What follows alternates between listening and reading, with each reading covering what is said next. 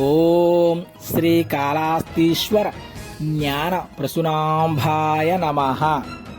కాళిదాసు మరియు ఎంతోమంది మహాత్ములు శివపూజ లేని ఇల్లు ఇల్లే కాదు అన్నారు.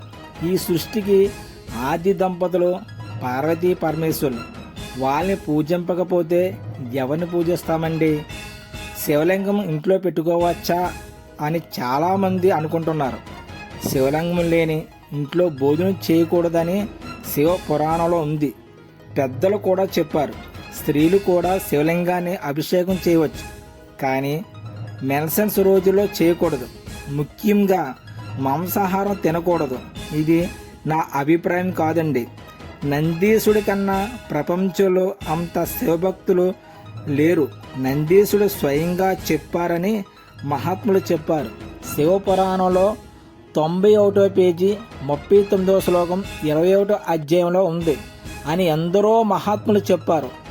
ఎవరో కొంతమంది పుస్తకం పట్టుకొని ఊరంతా తిరుగుతూ శివుడిని పూజించవద్దు, శివలింగము పెట్టుకోవద్దు అని చెప్తే కొంతమంది నమ్ముతున్నారు. బొట్టు పెట్టుకోకుండా పుస్తకము పట్టుకుని ఊరు తిరిగేవాళ్ళు మన సనాతన ధర్మానికి చీడు పురుగులు. అలాంటి వాళ్ళని మన దగ్గరికి రానియవద్దు. శివలింగాన్ని ఇంట్లో పెట్టుకుని అభిషేకం చేసుకోండి.